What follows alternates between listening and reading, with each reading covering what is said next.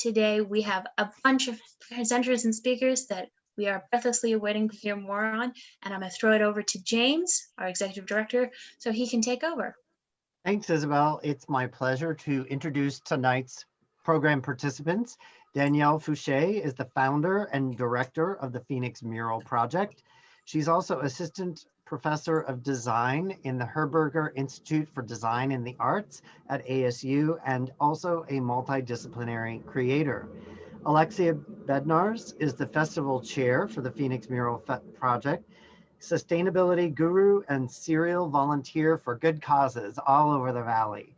David Morgan, a lifelong Arizonan, he's been an artist as long as he can remember, challenges himself to explore whatever medium he can, and always likes to try new things. Adrian Garcia, grandpa first, artist second. He grew up in Phoenix. He uses his art to empower young people and make positive changes in the local community. And Cameron Wick, senior at ASU's design program. She just finished her very first mural for the Phoenix Mural Fest last weekend. With that, I'm going to turn it over to Danielle. Hey, everybody. I'm going to share my screen so you can see our slides. And you can hear my chihuahua barking in the background. So Phoenix Mural Festival is just one component of the Phoenix Mural Project. Alexia and I have been working on this mural festival for probably a year and a half now with COVID. But Phoenix Mural Project has been in existence since about 2016, and it started as a map of murals in Phoenix. When I moved to Phoenix in 2016, there was no map of murals. I just saw them everywhere, and I couldn't find any information. So I decided I was going to make it. And so I have a Google map that has about 700 images on it. Some of them don't exist anymore, but there are icons that let you know which ones exist and which ones don't. And then you can see a lot of the different activities that we do. I work with homeowners or business owners to introduce them to artists who can paint a mural for them. I do guided tours. We've done workshops in how to use a spray can to get all those crazy effects. We've done wheat paste workshops, stencils, you name it. And then I'm also collecting oral histories and just generally documenting the street art and mural community in Phoenix. And now we did the first Phoenix Mural Festival in 2018, and it was a huge success. And this is the second one 3 years later that was kind of initiated by Alexia and Arizona Forward. Hi, everyone. My name is Alexia, as stated before. I am a sustainability professional. In my day-to-day life, I actually work on a corporate sustainability team for U-Haul. But in my free time, I sit on this nonprofit board called Arizona Forward. And they're essentially a nonprofit that's been in the community of Arizona statewide for over 50 years. And they bring nonprofits, municipalities, large businesses, small local businesses, all to the table, and they work on sustainability initiatives. So they do have a history of working on canalscape type projects. In fact, I sit on a committee called Sustainable Growth and Healthy Communities. And they did a lot of advocating for the policy that helped the city of Phoenix secure a $10 million Tiger grant, which is a transportation type grant. And that's actually directly what went to the paving, lighting, and some of the newer amenities you've seen along the canal. So once that initiative was complete, we were kind of brainstorming, putting our heads together, going, what else would we love to see along the canal? And one of the main issues I kept bringing up is that if you're not from the city of Phoenix, or you don't get along the canal often, it can be really hard to navigate. You're not sure exactly where to get on, where to get off, what direction you're heading. It's not quite as linear as, say, the rest of the streets in the city can be. So we ran into a lot of red tape, you know, trying to come up with signage and things that wouldn't get in the way so SRP could manage the canal. And it dawned on me one day while I was taking a bike ride that public art can do that. Public art can help create a community. It can create a sense of place. It can tell you where you're at, where you're going. And it's just way more attractive to look at than beige. So I pitched this idea to Arizona Forward. They loved it. And it just so happened around that same time, my husband was working with Danielle or knew of her at ASU. And he said, hey, you've really got to connect. And I, of course, met Danielle, and she was literally the perfect partner for this. The brand that is the Phoenix Mural Project, her success with the Phoenix Mural Festival. And it just kind of went from there. She thankfully went along with this crazy idea and let me be a part of it. And so we're just hoping that this public art really helps with wayfinding. It activates the canal and kind of lifts some of that stigma of it being this scary place to be that's kind of treated like an alley. You know, we want it to feel safe, beautiful, and activated, where businesses and homeowners are turning towards it rather than away from it. So that's kind of my involvement with the project.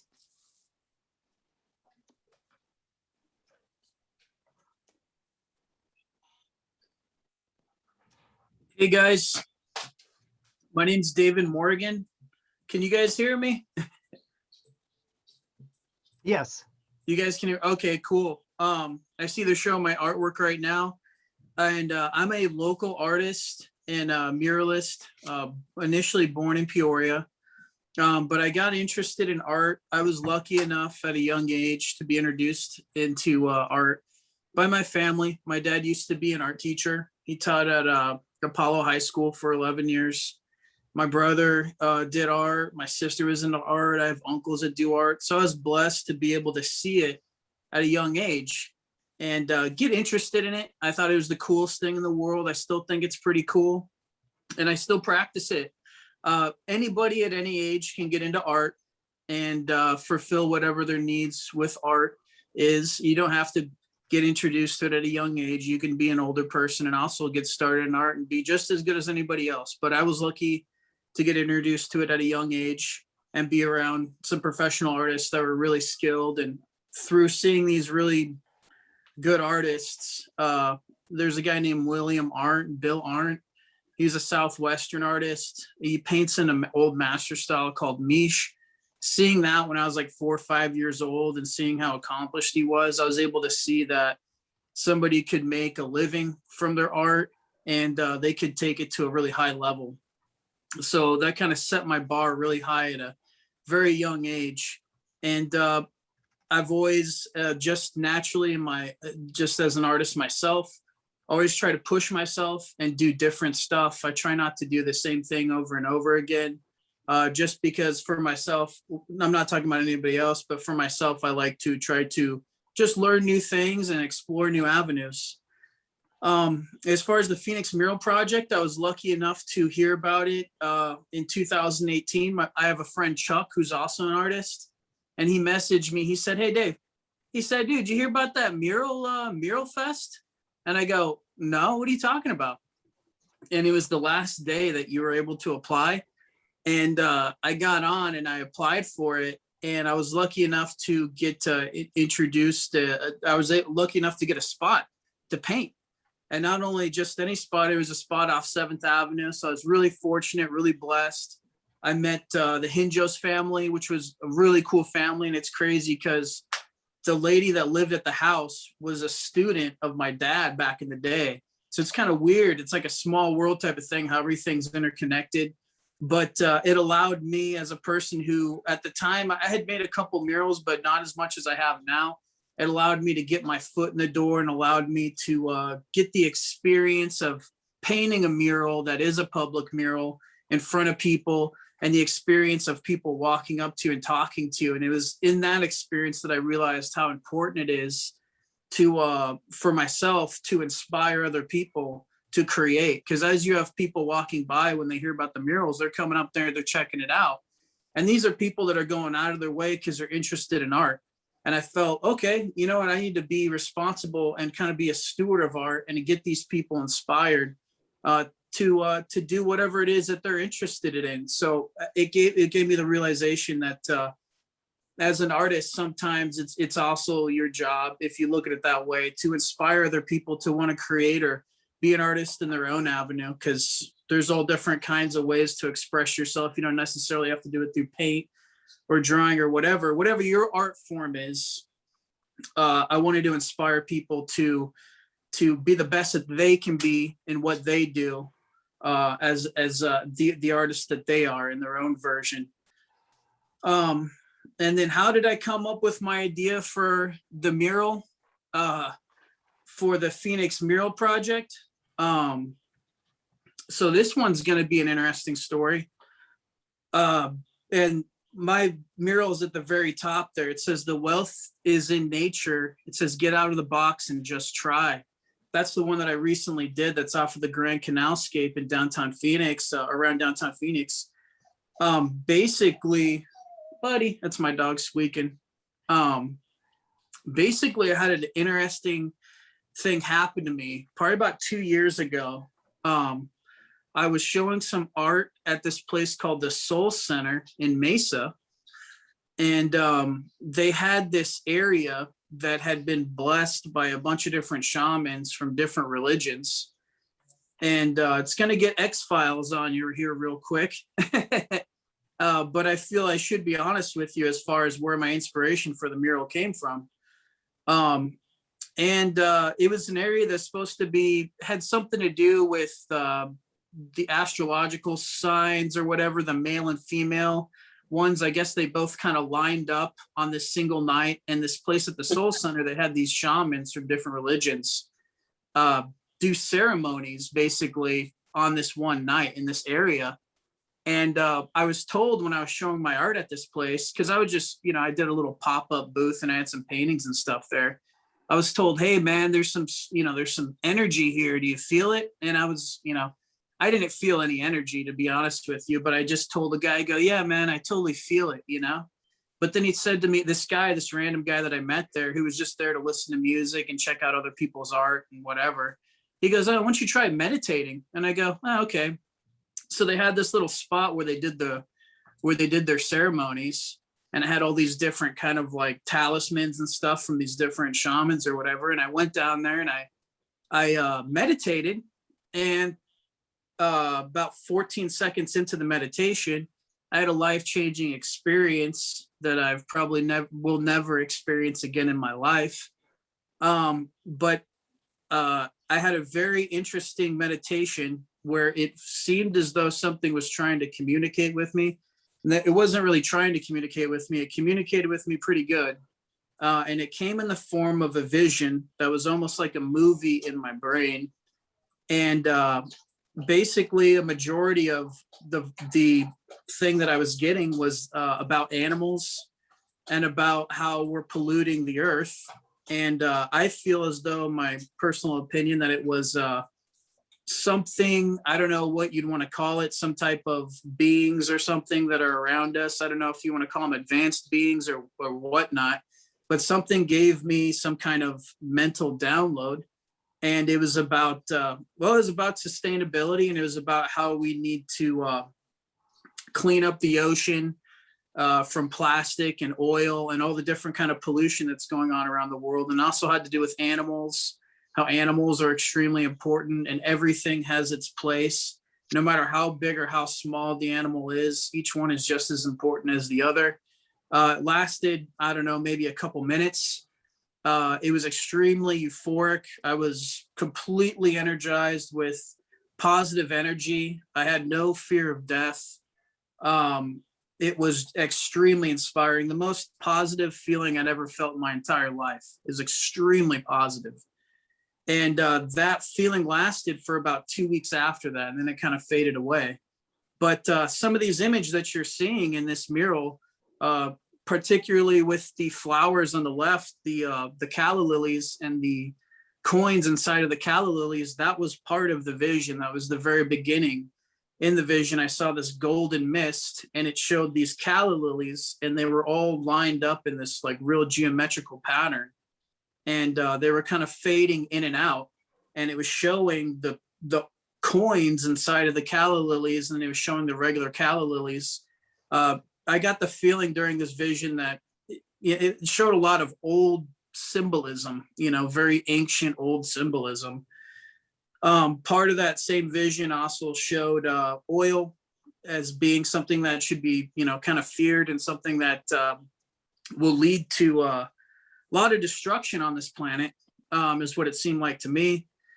And basically it also showed that, there's a bunch of bits of plastic and stuff intermixed with the water and intermixed with the oil all over the world. And it's basically pollution. And in the vision, it zoomed in to that water, and it showed a bunch of little boxes, and it showed TVs, and it showed computers, and it showed tablets, and it showed houses.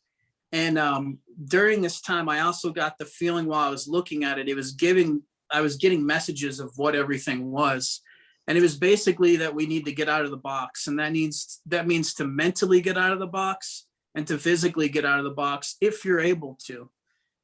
This thing that I had experienced was extremely positive. It was extremely positive. Nothing was saying that you need to do this or this is going to happen. It was simply, if you have the ability to, then just try. If you have the ability to, then you try. You don't have to. No one has to do anything, and that'll be completely fine. But if you can, just try.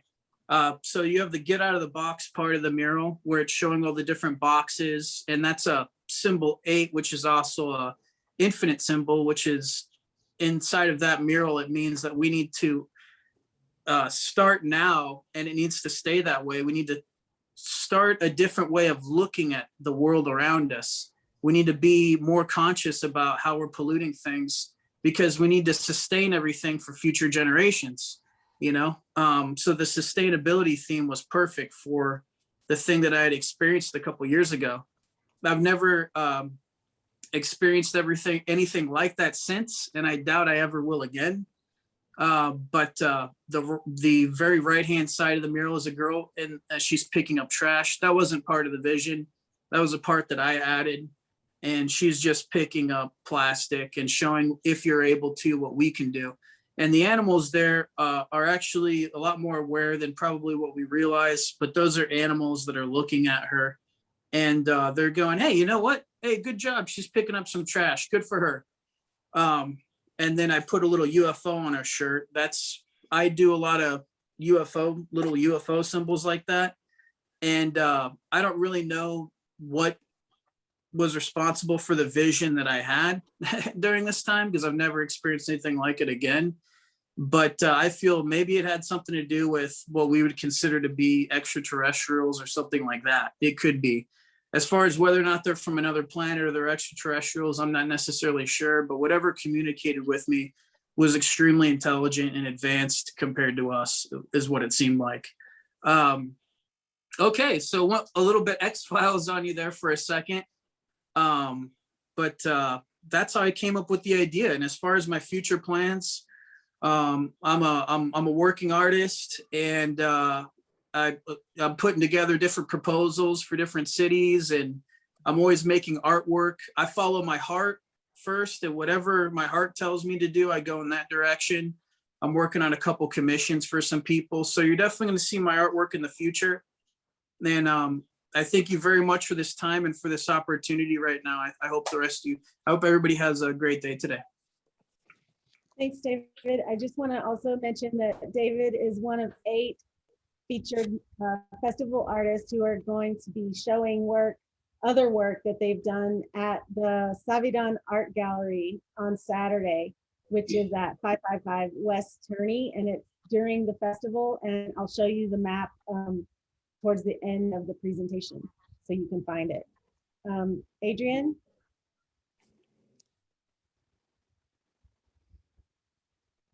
Okay, here goes. My name is Adrian Garcia.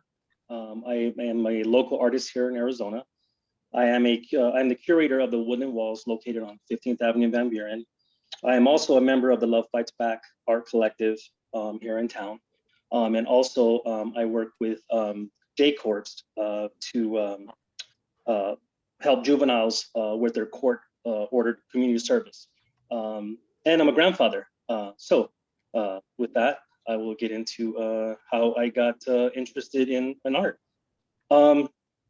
With Danielle, when she approached me for this project, I wasn't involved in the last one, but I was very inspired by all the artists, the whole project itself. I had taken a pause for a while from art. I picked up some tattooing and some things like that throughout the years. But I was just inspired by all these murals and everything that was going up that I wanted to be a part of it somehow. So by I guess just networking and being out there and showing my face and introducing myself to people, I had this great opportunity to be a part of the Grand Mural Project, which I thank you Phoenix Mural Project and Danielle for making me a part of it. But I guess for me, how I got interested in art would be cartoons. When I was little, I always wondered, like, I didn't think adults were drawing them. I thought there was some kind of kids maybe put them together. I wanted to be a part of it. I looked at more as cartoons as more of the colors and the line weight, and if I could draw them, so I was mimicking them and trying to draw them and things like that. So that's how I first, got interested in art. And then I had a cousin that drew a really quick elephant on a piece of paper, and I was sold. So I've been an artist that long. I guess for me, my contribution and my idea for the Phoenix Mural Project for sustainability was water conservation. And I've been painting a lot of, I would say, like insects and stuff like that. I didn't think I could paint bugs and things like that. So there's a lot of things that I've been painting at home that my daughter challenged me with one day, and no one's ever seen them. So with the whole sustainability and having water conservation, I basically wanted to create a little ecosystem, a little world for everyone to basically kind of see, as far as with insects and things like that, how they conserve water, they use what they need, and that's what we should be doing as humans. So that's how I got, and then at the same time too, my daughter's mom used to call her Ladybug, and she's deceased. She died when she was 8 years old. So there's a lot of heart and a lot of love that went into this. I looked at the Grand Canal. I didn't know this even existed. I know there was a canal. I do remember it being kind of scary and things like that. And to be a part of it too, where you can create and do something as beautiful as placing a mural, I was all for it. It's now a destination. I think it is. I think that a lot of people, come in from different cities, here in Arizona or from anywhere, really across the country, wherever, different states, to just enjoy this little walk. And I believe that my daughter's mom was with me the whole time, kind of guiding me, making sure everything was tight, everything was right for this mural. I dedicated it to my daughter's mom, my daughter, and to my grandson. So this piece means a lot to me. And as I was painting it and as I was creating it, I did a lot of tricks and a lot of different things that, I've been wanting to pull off. So I was out there being a little magician. I never really told a lot of people that I was out there, but I just created from the heart, and I really wanted to contribute to this project with everything that I had. So I was out there for 2 days. We had a day it was being really windy, but I got through it. I was able to come back the second day. So with that, with the water, water conservation and stuff, if you look at the painting, on the ladybugs on their back, they have little water droplets. The butterfly, the bee does. What they're doing is they're collecting water droplets, kind of like in the movie Bug's Life, where they're collecting like food. So what I did is made just collecting water. So that's what you're seeing right now. You're seeing the butterflies, the ladybugs, and then there is a little heart on the ladybugs. And that's one of the little tricks I was starting to pull off, is water droplets and stuff. So I was doing it with that. And I think that technology has removed us from reality. And I think that by having these murals and stuff out there, and you engaging them and them inspiring you, mine is educational. So if I was standing there, I would be able to teach you things about, I don't know if anybody knows that ladybugs are in a decline just as much as honeybees are. They have a toxin on their body that other like birds and things like that. When they, I guess, try to eat them, they spit them out because they're toxic and stuff like that. They're bitter. So with that said, that's kind of how I had, put my idea together. And yeah, so that works out. They worked out really well for me. I got a lot of good responses from it and stuff. And I really made sure everything was perfect before I left that wall. And if you notice, there's 2 little rocks in the bottom that I actually painted, and I left some, I guess you would call it not free art, but take a look, put it back. You know what I mean? So I did some ladybugs. I painted them on the rock, so maybe they're still there. But so that is my my mural. I am I guess in the future, for a future for myself, I am part of the Love Fights Back. We are a collective of artists, that a diverse group that stand against police brutality, social injustice, and we stand in solidarity against these things. And we are on our, I believe we just finished our 7th mural installation on the Rejuvenator on 7th Street and the Canal, if you all want to take a look at that. So we are moving and we are grooving. So in the future, look out for us for more projects with the Love Fights Back, and more artwork for me. I would like to have some bigger challenges, I guess bigger walls and things like that. I got to operate a lift on the Love Fights Back project, and I really like that versus working on a ladder. But I hope that everybody, this mural, lasts long. I hope that everybody can enjoy it. I mean, I even had a lady explain to me that her grandfather used to, talk about ladybugs to her a lot and stuff. And when I believe her grandmother and mother sent her a picture of the murals in the Grand Canal, she was, she choked up a little bit, and she will always remember this. So I said, well, hey, this is not only for me, this is also for you. So what I wanted to do is what I paint typically in my backyard, which nobody sees, I wanted everybody else to see. So I wanted something to share with everyone other than my grandson and my daughter that see new art for me all the time. And that's kind of what I wanted to do. And I challenged myself. I'm not a person that usually paints bugs and stuff like that, but I did, and that's what you have. So thanks again. Thank you again, Danielle, and the Phoenix Mural Project, and all the artists that participated and did a fantastic job. I mean, I've seen all the photos that are coming in on the Instagram, social media and stuff, and I can't wait to just take a walk, take a bike ride, something, and just take them all in. I can't wait for the next project. Please, if anybody can get out there and take a look at these murals and just really take them in, I believe, it's just for everything that's going on in the world right now. I think it's very inspirational, and it's very soothing to the soul. A lot of people, we're going through a lot, and I think that with artists right now, they're really digging deep. They're putting a message on the wall for everybody to see, something beautiful. So with that said, I'm sorry, I don't hope I didn't take up too much of anyone's time, but yeah, so enjoy. Great. And Love Fights Back always. Thanks, Adrian. I just want to point out this Love Fights. Adrian was involved in 2 murals for the festival this year.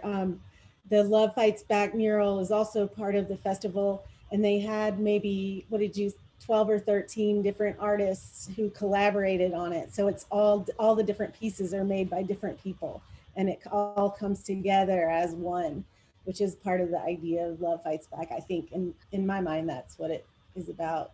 Yeah, so we don't sign our name. We all paint together as one, united, and at the very end, we just put the logo for Love Fights Back. Yeah.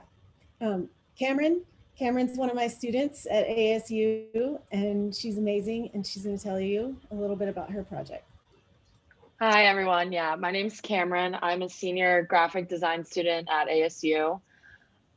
So I got into painting at a young age. I have dyslexia and ADHD, so I was always a very visual learner.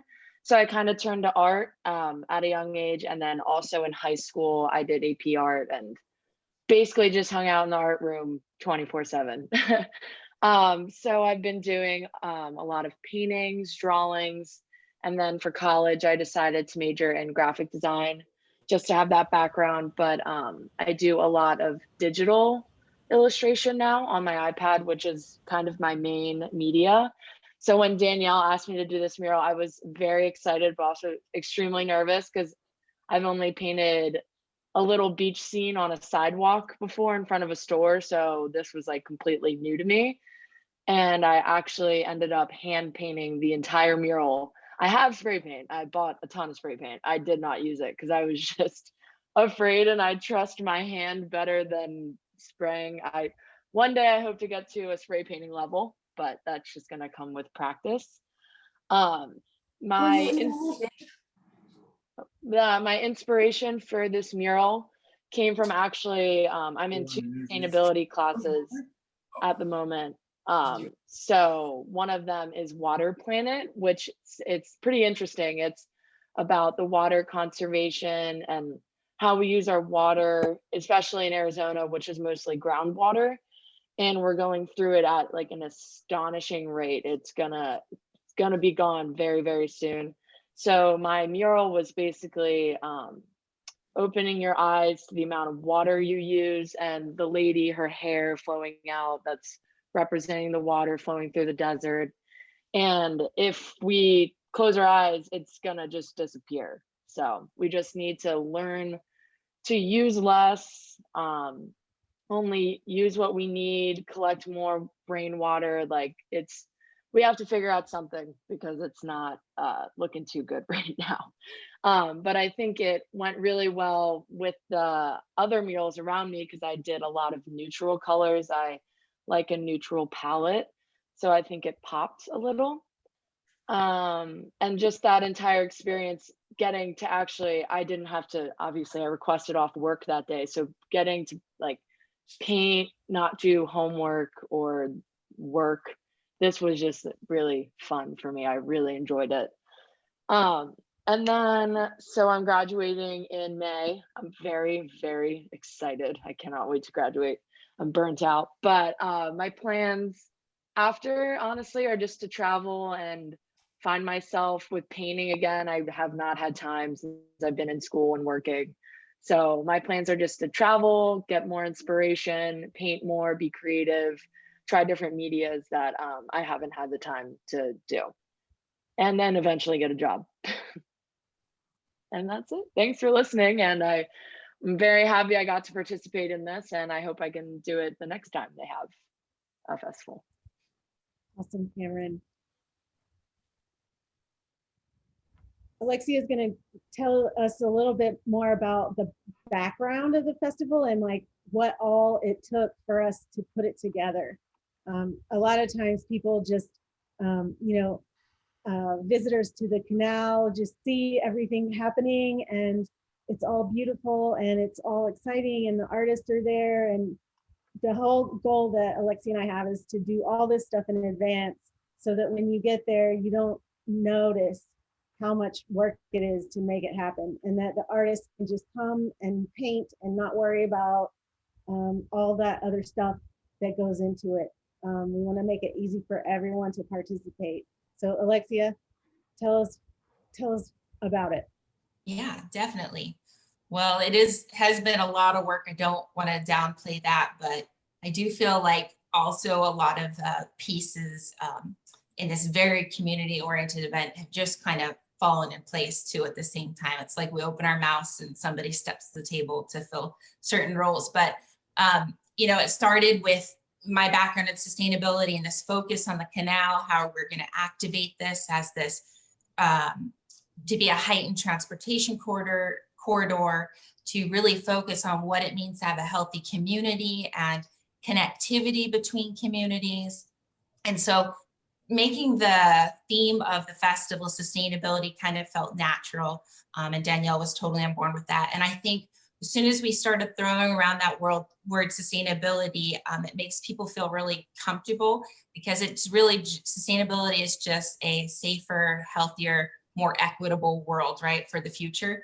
And I think a lot of our partners just saw that word and stepped right up. So Arizona Forward was a premier partner.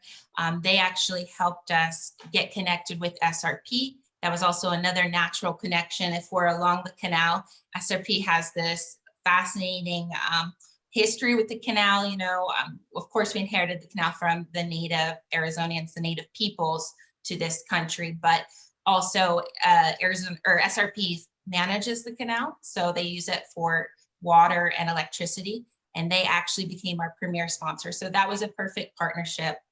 And from the beginning, the first thing that we had to do was get community involvement. So about a year and a half ago, almost 2 years ago, we were hosting our first public in-person meetings at Central High School, getting the community to come out and just give our opinion, like, hey, would this be something you'd be open to, Mural Festival?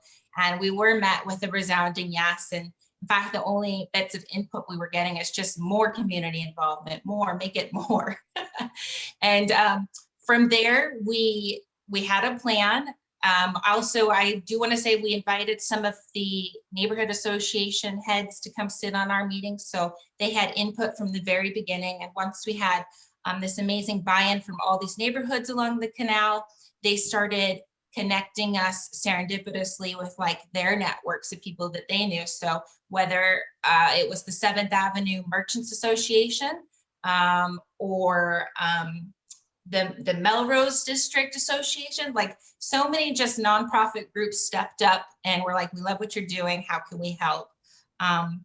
You know, 7th Avenue Merchants Association, they really helped us kind of curate this finale that we have coming up, where we're going to be touring the murals and some of our local business partners along Melrose. And this whole thing has just kind of, we've had to adapt many times due to COVID. You know, what would have been in person on one day, it was now spread over a couple months, touring or every other weekend to keep it socially distant. But that also made like fundraising challenge, right? In a COVID world where you can't go door to door or have in-person meetings to kind of get fundraising. So I would say it was really about leveraging like our networks. Danielle has this amazing network of artists, many connections through ASU. We leveraged our neighborhood associations. We leveraged our business community associations to kind of do all of this on the ground fundraising. And that is one of the beautiful things that's come out of, I think, the pandemic, in my opinion, is this social network. We've been able to do it online through Zoom meetings. It has enabled some of that stuff, and you really have to get creative. Am I missing anything, Danielle? I think you're good. I just wanted to also point out that, you know, Alexia has mentioned a bunch of our sponsors and partners, and we actually raised in cash donations about $30,000.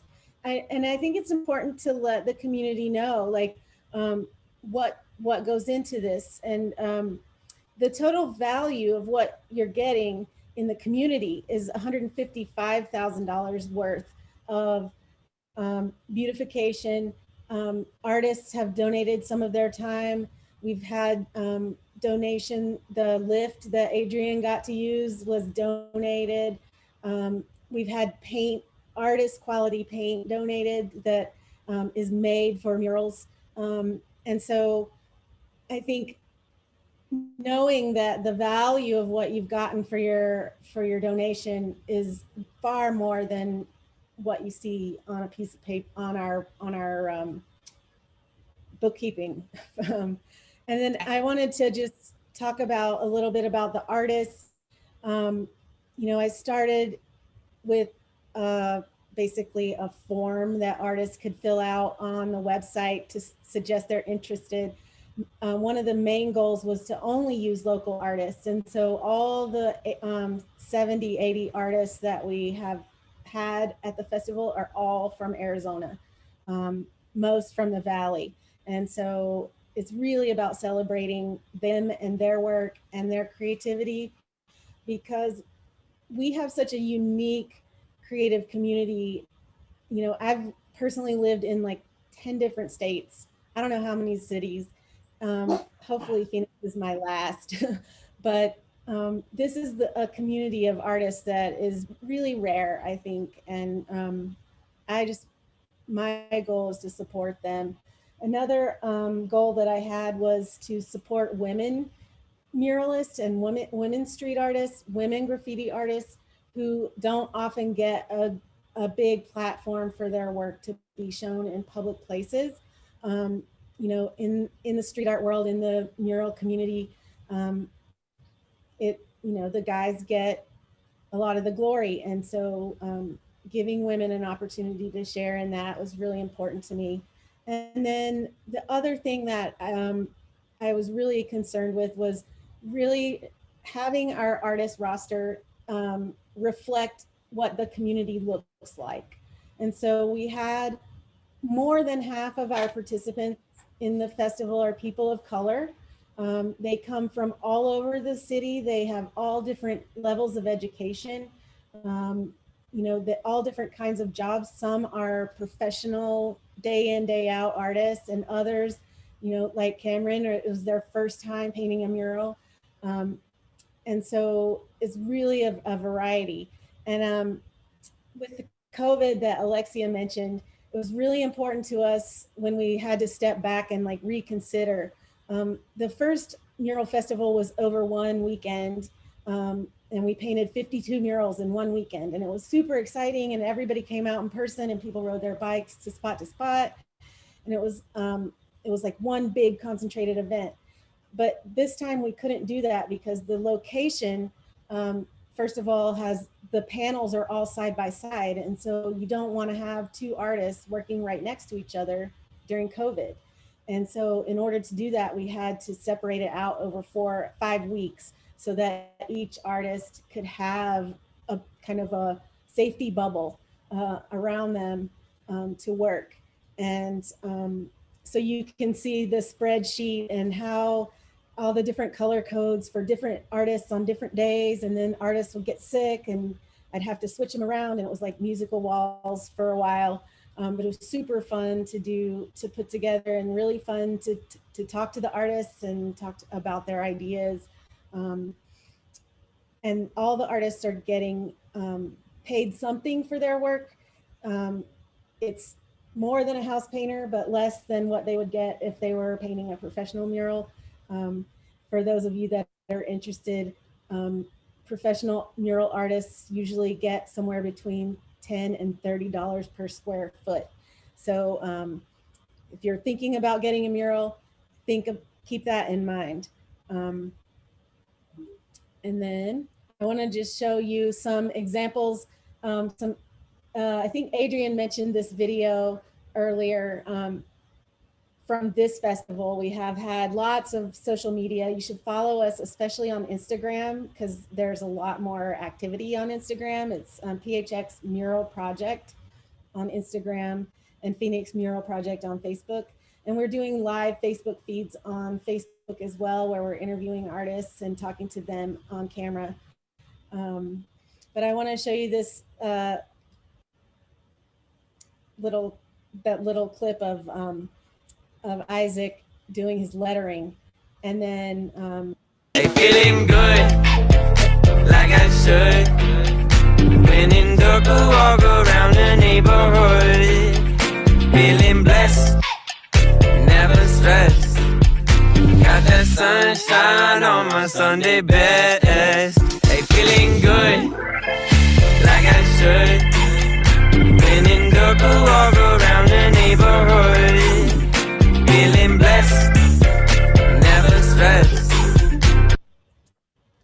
So with that, I hope you all will come out to the last day of the festival on Saturday is from 10 to 3. And we're gonna also have our Passport to Melrose, which Alexia also mentioned. We are holding an Instagram contest. So I'll put this map on our website and on social media tomorrow, so you all can download it and use it as your guide to the area on Saturday. And whoever posts the most selfies with either the murals and or the locations of the shops and businesses will win a GoPro Hero 8 is the grand prize. And then we also have all kinds of gift cards and other prizes that have been donated by our partners in the area. Anything I'm missing, Alexia, on that? No, yeah, just like Danielle said, if you're not already, get plugged into our Facebook, Phoenix Mural Project. Follow us on Instagram. Use the hashtag Phoenix Mural Fest 21 so we can follow along your journey this weekend. And we're just super excited that you're joining us and just building this amazing community. Thanks to all of our artists. And we're happy to take questions. I can see Killen is here too, who also has painted a mural in the festival. Danielle, do you want to take your screen down and we can go to Q&A with our remaining 10 minutes maybe? There are a number of questions that have come in. Let me just flip over to that list. The first question I sense has already been answered. It was about if there's a suggested map to walk from one to the other. You've shown the map. I think people are particularly asking about those this year. They wanted to know if there's a connecting theme. I think you also answered that yes, there is a connecting theme. You can talk a little bit more about that. And everybody has the most popular question of where do you park?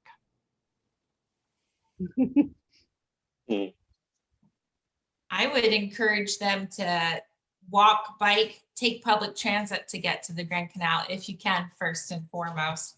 But there's also a lot of public parking available on the city streets right next to the Grand Canal.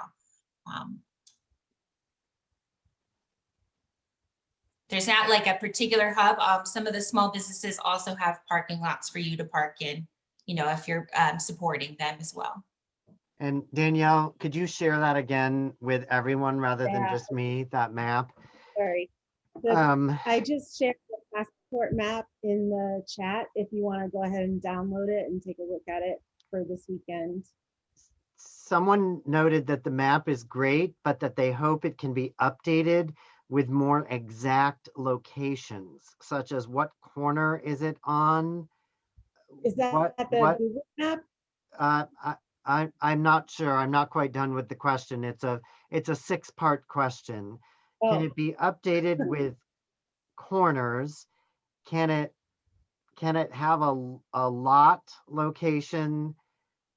So I think, James, I think that question per se, this is Isabel here, was really about that great map you have on your Phoenix Mural website that is really a listing of all those murals that have been there, I believe in the past as well as the future, and kind of explaining that map and maybe the future of it. Yeah. Because it's a Google map, all you have to do is click on the icon and up pops the image. And it also has the exact address. And so you can just do directions to that address and Google will tell you how to get there. I try to keep them updated. Muralists in this town paint fast. We are a prolific city. And I probably have, in addition to the 68 murals that we're painting now, I probably have 50 others that I need to add to the map that I just haven't had time to upload them. But I'm constantly keeping them up. I'm trying to constantly keep them updated as I go.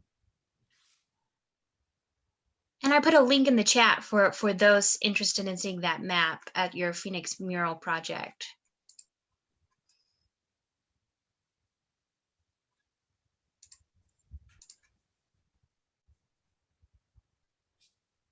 Okay, the next question, people are suggesting using a 360 camera. I'm not really sure about that, what that does, but also how will the art be maintained over time? Won't it fade?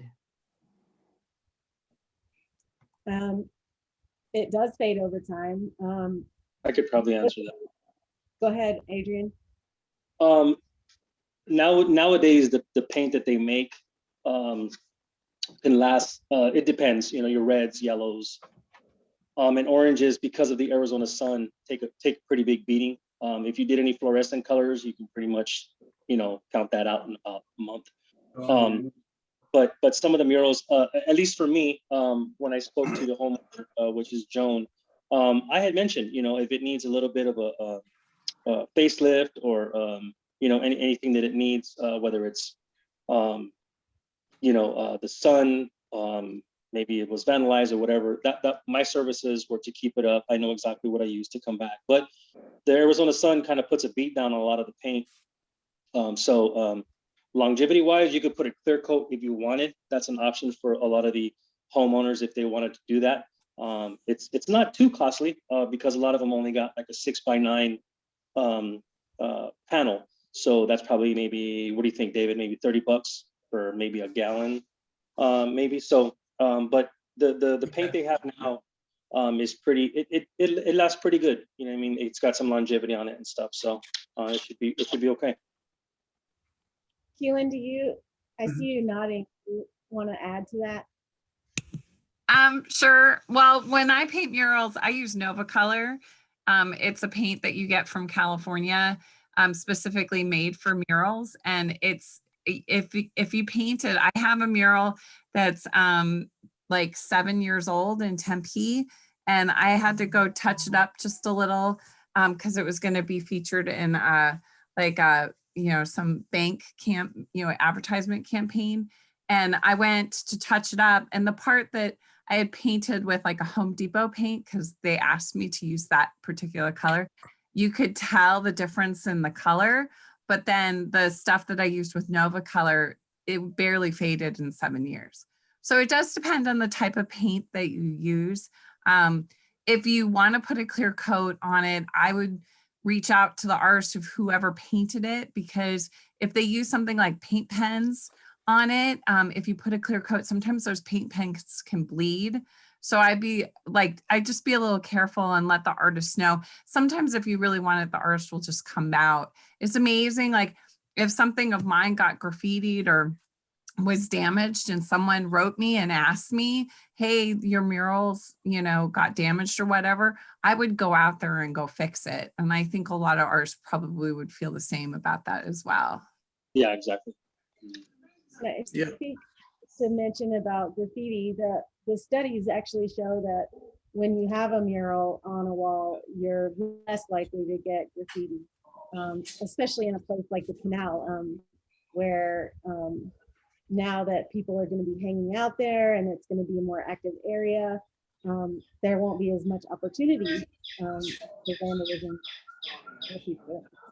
It's well lit. By far. How lit it was. Yeah, you have a higher chance of having your wall graffitied if you have nothing on it, because it's a blank canvas for an artist, versus if you actually have a mural. They'll go for your blank canvas first. I can attest to that as a resident of a historic neighborhood. We have a mural in our alley, and it's never once been touched, but there's graffiti up and down the rest of the alley. Yeah.